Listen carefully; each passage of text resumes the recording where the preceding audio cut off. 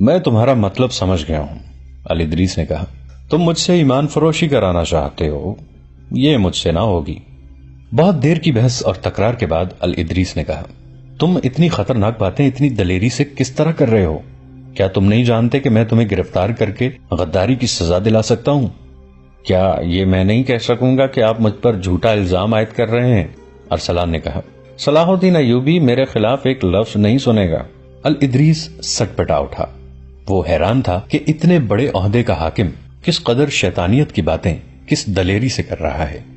دراصل الادریس خود مرد مومن تھا۔ وہ سمجھ ہی نہیں سکتا تھا ایمان نیلام کر دینے والے ذلت کی پستیوں تک پہنچ سکتے ہیں۔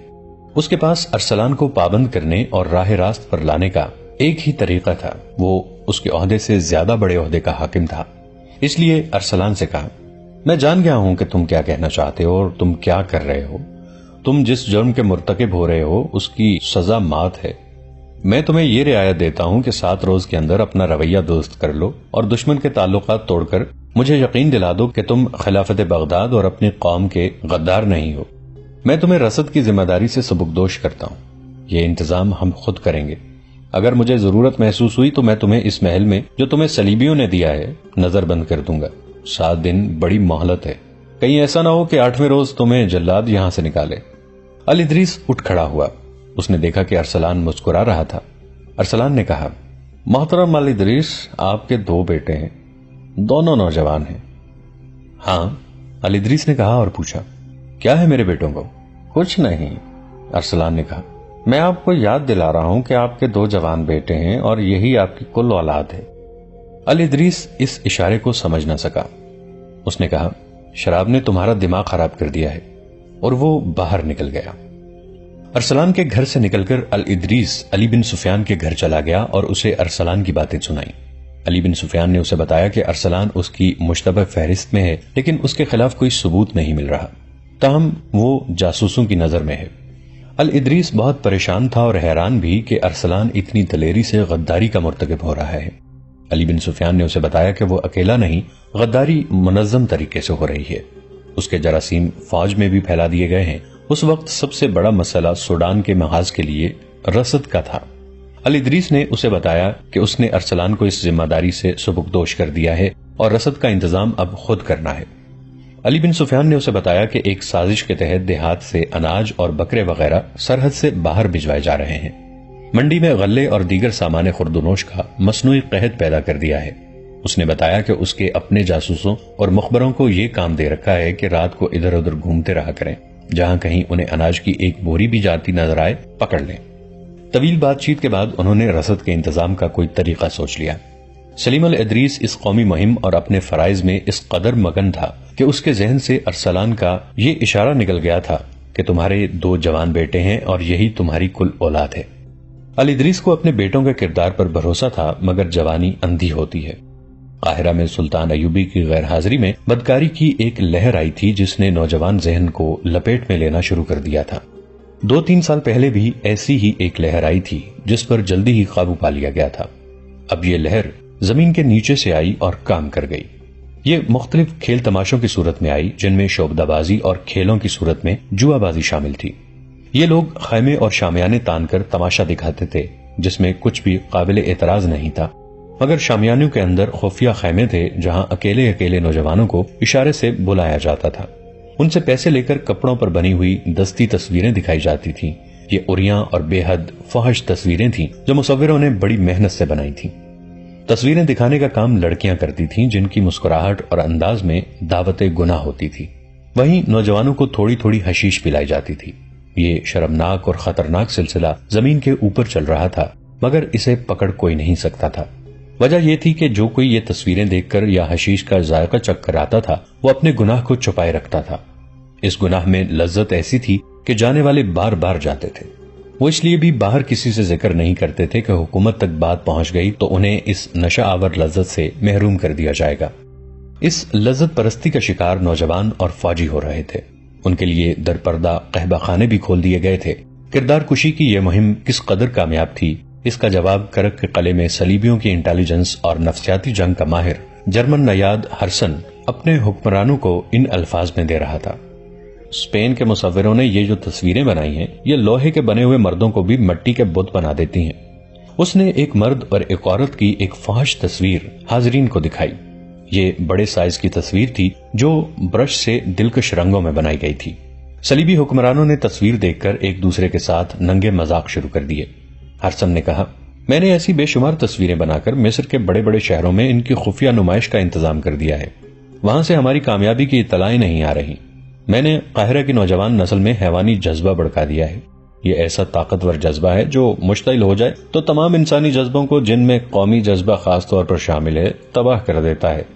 ان تصویروں نے مصر میں مقیم مسلمان فوج کو ذہنی اور اخلاقی لحاظ سے بیکار کرنا شروع کر دیا ہے۔ ان تصویروں کی لذت نشہ بھی مانگتی ہے، اس کا انتظام بھی کر دیا ہے۔ میرے تخریب کاروں اور جاسوسوں کے گروہ نے صحرائی لڑکیوں کی پوری فوج قاہرہ اور دوسرے قصبوں میں داخل کر دی ہے۔ یہ لڑکیاں دیمک کی طرح صلاح الدین کی قوم اور فوج کو کھا رہی ہیں۔ وہ وجوہات کچھ اور تھیں جب میری مہم قاہرہ میں پکڑی گئی تھی، اب میں نے کچھ اور طریقے آزمائے ہیں جو کامیاب ہو رہے ہیں۔ اب وہاں کے مسلمان خود میری مہم کی حفاظت کریں گے اور اسے تقویت دیں گے۔ وہ اس ذہنی عیاشی کے عادی ہو گئے ہیں۔ تھوڑے ہی عرصے بعد ان کے ذہنوں میں ان کی اپنی ہی قوم اور اپنے ہی ملک کے خلاف زہر بھرنا شروع کر دوں گا۔ صلاح الدین بہت ہوشیار آدمی ہے، حاضرین سے کسی نے کہا۔ وہ جو ہی مصر پہنچا تمہاری اس مہم کو جڑ سے اکھاڑ دے گا۔ اگر وہ مصر پہنچا تو؟ ہرسن نے کہا، اس سوال کا جواب آپ ہی دے سکتے ہیں کہ آپ اس کا محاصرہ کامیاب ہونے دیں گے یا نہیں۔ بے شک اس نے ریمانڈ کی فوج کو قلعے کے باہر گھیرے میں لے رکھا ہے اور قلعہ اس کے محاصرے میں ہے، لیکن یہ گھیرا اور یہ محاصرہ اس کے لیے نقصان کا باعث بن سکتا ہے۔ آپ یہاں فیصلہ کن جنگ نہ لڑیں، ایوبی کو محاصرہ کیے رکھنے دیں تاکہ وہ یہیں پابند رہے اور مصر نہ جا سکے۔ سوڈان میں ہمارے کمانڈروں نے تقی الدین کی فوج کو نہایت کامیابی سے بکھیر دیا ہے۔ وہ اب نہ لڑ سکتا ہے نہ وہاں سے نکل سکتا ہے۔ مصر کی منڈیوں اور وہاں کی کھیتیوں کا غلہ میں نے غائب کرا دیا ہے۔ آپ کی دی ہوئی دولت آپ کو پورا صلہ دے رہی ہے۔ ایوبی کا ایک وفادار حاکم ارسلان دراصل آپ کا وفادار ہے، وہ ہمارے ساتھ پورا تعاون کر رہا ہے۔ اس کے کچھ اور ساتھی بھی ہمارے ساتھ ہیں۔ ارسلان کو کتنا معاوضہ دیا جا رہا ہے؟ فلپ آگسٹس نے پوچھا۔ جتنا ایک مسلمان حاکم کا دماغ خراب کرنے کے لیے کافی ہوتا ہے، ہرسن نے جواب دیا۔ عورت اور شراب، دولت اور حکومت کا نشہ کسی بھی مسلمان کا ایمان خرید سکتا ہے، وہ میں نے خرید لیا ہے۔ میں آپ کو یہ بتا رہا تھا کہ اب صلاح الدین ایوبی مصر جائے گا تو اسے وہاں کی دنیا بدلی ہوئی نظر آئے گی۔ وہ جس نوجوان نسل کی بات فخر سے کیا کرتا ہے وہ مسلمان ہوتے ہوئے اسلام کے لیے بیکار ہوگی۔ اس کی سوچیں اور اس کا کردار ہمارے ہاتھ میں ہوگا۔ یہ نسل جنسی جذبے کی ماری ہوئی ہوگی۔ یہی حال اس فوج کا ہوگا جسے وہ مصر میں چھوڑ آیا ہے۔ اس فوج میں میرے تخریب کاروں نے اتنی زیادہ بے اطمینانی پھیلا دی ہے کہ وہ بغاوت سے بھی گریز نہیں کریں گی۔ میں آج یہ دعوے اور وثوق سے کہہ سکتا ہوں کہ آپ سے پہلے میں اپنا محاذ ختم کر چکا ہوں گا۔ دشمن کے کردار اور اخلاق کو تباہ کر دینے سے فوجوں کے حملوں کی ضرورت باقی نہیں رہتی۔ ہرسن کی اس حوصلہ افزا رپورٹ پر صلیبی حکمران بہت خوش ہوئے۔ فلپ آگسٹس نے وہی عزم دہرایا جس کا اظہار وہ کئی بار کر چکا تھا۔ اس نے کہا، ہماری لڑائی صلاح الدین سے نہیں، اسلام سے ہے۔ ایوبی بھی مر جائے گا، ہم بھی مر جائیں گے، لیکن ہمارا جذبہ اور عزم زندہ رہنا چاہیے تاکہ اسلام بھی مر جائے اور دنیا پر صلیب کی حکمرانی ہو۔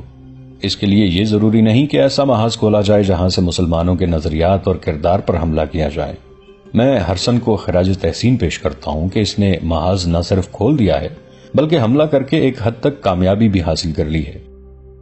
سلیم الادریس کے بھی 2 بیٹے جوان تھے، ایک کی عمر 17 سال اور دوسرے کی 21 سال تھی۔ کہا نہیں جا سکتا کہ وہ بھی لذت پرستی کے اس طوفان کی لپیٹ میں آ گئے تھے یا نہیں جو صلیبی تخریب کار قاہرہ میں لائے تھے۔ البتہ یہ ثبوت بعد میں ملا کہ بڑے بیٹے کے درپردہ تعلقات ایک جوان اور خوبصورت لڑکی کے ساتھ تھے۔ یہ لڑکی اپنے آپ کو مسلمان ظاہر کرتی تھی اور بے پردہ رہتی تھی۔ کسی بڑے خاندان کی لڑکی تھی، اس کی ملاقاتیں خفیہ ہوتی تھیں۔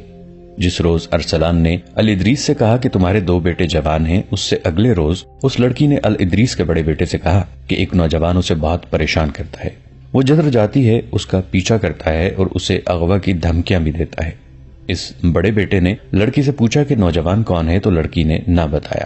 بات گول کر گئی، کہنے لگی کہ اس نے زیادہ پریشان کیا تو اسے بتا دے گی۔ بعد کے انکشافات سے پتا چلا کہ اسے کوئی نوجوان پریشان نہیں کرتا تھا بلکہ وہ خود نوجوانوں کو پریشان اور خراب کرتی پھر رہی تھی۔ اس نے جس شام بڑے بیٹے سے یہ شکایت کی، اس سے اگلے ہی روز اس نے الادریس کے چھوٹے بیٹے کو جس کی عمر 17 سال تھی اپنے جال میں پھانس لیا اور ایسی والہانہ اور بے تابانہ محبت کا اظہار زبانی اور عملی طور پر کیا کہ لڑکا اپنا آپ اس کے حوالے کر بیٹھا۔ 2 درپردہ ملاقاتوں کے بعد اس نے بھی اسے بتا دیا کہ ایک نوجوان اسے بہت پریشان کرتا ہے اور اسے اغوا کی دھمکیاں دیتا ہے۔ لڑکے کا خون جوش میں آ گیا۔ اس نے پوچھا کہ وہ کون ہے تو لڑکی نے اس سے کہا کہ اگر اس نے زیادہ پریشان کیا تو بتاؤں گی۔ اسی شام وہ اسی لڑکے کے بڑے بھائی سے ملی اور اسے کہا کہ وہ نوجوان مجھے زیادہ پریشان کرنے لگا ہے۔ وہ تمہارے متعلق کہتا ہے کہ اسے میں ایسے طریقے سے قتل کروں گا کہ کسی کو پتہ ہی نہیں چل سکے گا۔ لڑکی نے کہا تم خنجر اپنے پاس رکھا کرو۔ دوسری شام کی ملاقات میں اس نے چھوٹے بھائی کو اسی طرح مشتعل کیا اور اسے کہا کہ وہ خنجر اپنے پاس رکھا کرے۔ چنانچہ دونوں بھائی اس حقیقت سے بے خبر کہ وہ ایک ہی لڑکی کے جال میں پھنسے ہوئے ہیں خنجر اپنے پاس رکھنے لگے۔ لڑکی دونوں سے الگ الگ ملتی رہی۔ صرف 5 دنوں میں لڑکی نے دونوں بھائیوں کو پہلے حیوان پھر درندہ بنایا۔ اس شام اس نے بڑے بھائی کو شہر سے ذرا باہر ایک اندھیری جگہ ملنے کو کہا۔ چھوٹے بھائی کو بھی اس نے وہی وقت اور وہی جگہ بتائی اور دونوں سے یہ بھی کہا کہ وہ نوجوان جو مجھے پریشان کیا کرتا ہے آج کہہ گیا ہے کہ شام کو جہاں بھی جاؤ گی مجھے وہاں پاؤ گی، میں تمہارے چاہنے والے کو تمہارے سامنے قتل کروں گا۔ لڑکی نے کہا میں نے اسے کہا ہے کہ اگر تم اتنے دلیر ہو تو شام کو اس جگہ آ جانا، اگر تم نے اسے قتل کر دیا تو میں تمہاری ہو جاؤں گی۔ یہ دونوں بھائی خونریز معرکہ لڑنے کے لیے تیار ہو گئے۔ شام کو بڑا بھائی خنجر لیے اس جگہ پہنچ گیا جو اسے لڑکی نے بتائی تھی۔ اس نے ایسی استادی کا مظاہرہ کیا کہ جگہ اندھیری کا انتخاب کیا اور یہ بھی خیال رکھا کہ دونوں بھائی اس کے پہنچنے سے پہلے ہی اکٹھے ہو کر ایک دوسرے کو پہچان نہ لیں۔ وہ وہاں پہنچی تو بڑے بھائی کو وہاں موجود پایا۔ اسے بتایا کہ وہ نوجوان میرے پیچھے آ رہا ہے۔ بڑے بھائی نے خنجر نکال لیا۔ فوراً ہی چھوٹا بھائی آ گیا۔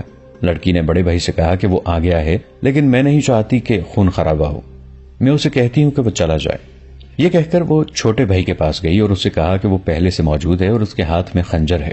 چھوٹے بھائی کی عقل پر جوانی کا تازہ تازہ خون سوار تھا۔ اس نے خنجر نکالا اور اندھیرے میں اپنے بھائی کی طرف دوڑ پڑا۔ بڑے بھائی نے حملہ آور کو اتنی تیزی سے آتے دیکھا تو وہ بھی تیزی سے آگے بڑھا۔ بھائیوں نے ایک دوسرے پر رقابت کے جوش میں بڑے گہرے وار کیے۔ وہ گر کر اٹھے اور ایک دوسرے کو لہو لہان کرتے رہے۔ لڑکی انہیں بھڑکاتی رہی۔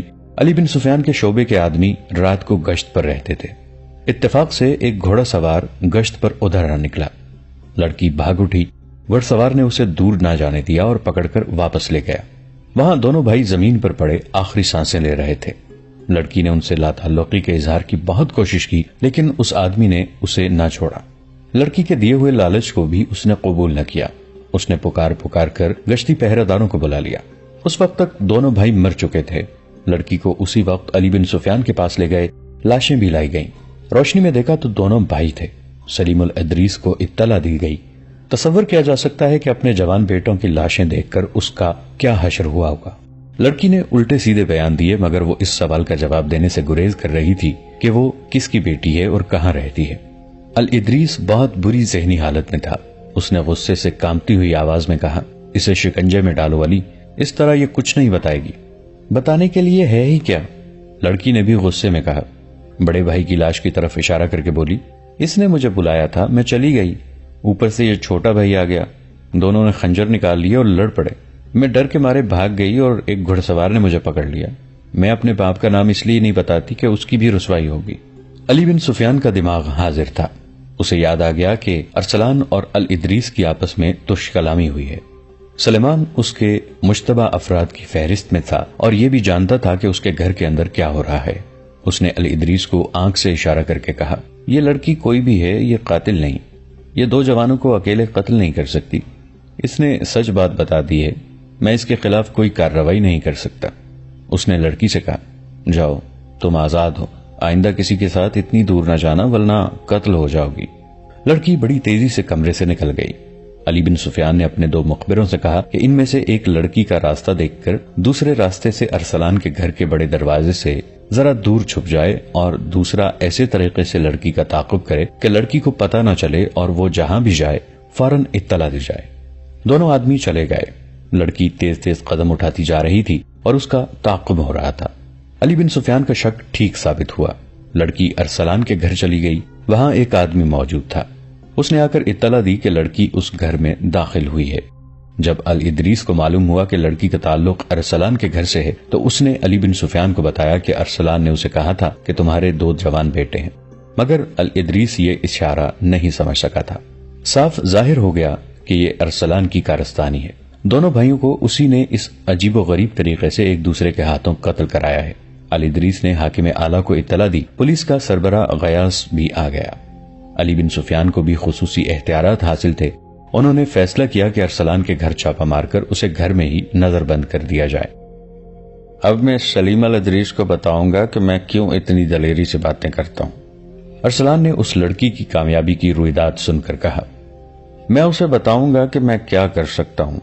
اس نے لڑکی کو شراب پیش کی اور دونوں کامیابی کا جشن منانے لگے۔ ان کا جشن ابھی ختم نہیں ہوا تھا کہ بغیر اطلاع کے کوئی اندر آ گیا۔ یہ الادریس تھا۔ اس نے ارسلان اور لڑکی کو نشے اور عریانی کی حالت میں دیکھا اور لڑکی کو پہچان لیا۔ ارسلان نے نشے کی حالت میں کہا، اپنے بیٹوں کو قتل کرا کے تم میرے ہاتھوں قتل ہونے آئے ہو؟ دربان کہاں ہے؟ یہ شخص میری جنت میں بغیر اجازت کیوں کر آ گیا ہے؟ تمہیں جہنم میں لے جانے کے لیے۔ الادریس نے کہا، میں اپنے بیٹوں کا انتقام لینے نہیں آیا، تمہیں غداروں کے انجام تک پہنچانے آیا ہوں۔ اتنے میں شہر کا وہ حاکم اعلیٰ اندر آیا جس کے پاس امیر مصر کے اختیارات تھے۔ اس کے ساتھ غیاث اور علی بن سفیان تھے۔ لڑکی کو گرفتار کر لیا گیا۔ ارسلان کے تمام ملازموں اور گھر کے دیگر افراد کو باہر نکال کر اس کے محل جیسے مکان کے اندر اور باہر فوج کا پہرا کھڑا کر دیا گیا۔ اس کے گھر میں ایک تہہ خانہ برآمد ہوا جو بہت ہی وسیع اور گہرا تھا۔ وہاں سے تیر کمانوں اور برچھیوں کے انبار نکلے۔ ایک ڈھیر خنجروں کا تھا۔ آتش گیر مادہ بھی تھا۔ ایک صندوق میں سے حشیش اور زہر برآمد ہوئے۔ ایک اور کمرے میں سے سونے کی اینٹیں اور اشرفیوں کی تھیلیاں برآمد ہوئیں۔ اس نے اپنی پرانی 2 بیویوں اور ان کے بچوں کو کہیں اور بیچ رکھا تھا۔ گھر میں 3 لڑکیاں تھیں، تینوں ایک سے بڑھ کر ایک خوبصورت تھیں اور تینوں غیر مسلم۔ رات ہی رات ملازموں کی چھان بین کر لی گئی۔ ان میں سے 3 صلیبیوں کے جاسوس نکلے۔ کیا تم خود بتاؤ گے کہ تمہارے عزائم کیا ہیں؟ حاکم اعلیٰ نے ارسلان سے پوچھا۔ یہ مال و دولت اور اسلحہ، یہ انبار تمہارے سزائے موت دلانے کے لیے کافی ہیں۔ پھر سزائے موت دے دو، اس نے نشے کی حالت میں کہا۔ اگر مجھے جان ہی دینی ہے تو خاموشی سے کیوں نہ مر جاؤں؟ خدا کی نگاہ میں یہ بہت بڑی نیکی ہوگی کہ تم ہمیں اور اس کے نام لیواؤں کو خطروں سے آگاہ کر دو۔ حاکم اعلیٰ نے کہا، مجھے امید ہے کہ اس نیکی کے بدلے خدا تمہارے اتنے زیادہ گناہ بخش دے گا۔ تم لوگ تو مجھے نہیں بخشو گے، ارسلان نے کہا۔ سلطان ایوبی اس سے بھی بڑے گناہ بخش دیا کرتا ہے، علی بن سفیان نے کہا۔ آپ کے بچنے کی صورت پیدا ہو سکتی ہے۔ آپ بتا دیں کہ یہاں کس قسم کی تخریب کاری ہو رہی ہے، کچھ اور لوگ گرفتار کروا دیں۔ وہ کمرے میں ٹہل رہا تھا، باقی لوگ ادھر ادھر بیٹھے تھے۔ الادریس نے اپنی خنجر نما تلوار کمر سے باندھ رکھی تھی۔ ارسلان خاموشی سے ٹہلتے ٹہلتے اس کے قریب گیا اور بڑی ہی تیزی سے اس کی میان سے تلوار نکال کر اپنے سینے اور پیٹ کے درمیان رکھی۔ بیشتر اس کے ہاتھ سے تلوار چھینی جاتی، اس نے دستے پر دونوں ہاتھ رکھ کر پوری قوت سے تلوار اپنے پیٹ میں گھونپ لی۔ وہ اپنے بستر پر گرا۔ دوسرے آدمی تلوار اس کے پیٹ سے نکالنے لگے تو اس نے کہا، اور رہنے دو، میری 2-3 باتیں سن لو، مر جاؤں گا تو تلوار نکال لینا۔ میں نے اپنے آپ کو سزا دے دی ہے۔ میں زندہ صلاح الدین ایوبی کے سامنے نہیں جانا چاہتا تھا کیونکہ وہ مجھے اپنا وفادار دوست سمجھتا تھا۔ میں تمہارے کسی سوال کا جواب نہیں دوں گا۔ تلوار اپنا کام کر چکی ہے، ہوش کرو۔ مصر سخت خطرے میں ہے۔ مصر میں جو فوج ہے وہ بغاوت کے لیے تیار ہے۔ فوجوں کی رسد کو میں نے ناپید کیا ہے۔ سپاہیوں کو کھانے کے لیے کچھ نہیں ملتا۔ صلیبی تخریب کاروں نے فوج میں یہ بات پھیلا دی ہے کہ محاذوں پر بکرے، اناج اور شراب جا رہی ہے اور وہاں کے سپاہیوں کو مال غنیمت سے مالا مال کر کے عیاشی کرائی جا رہی ہے۔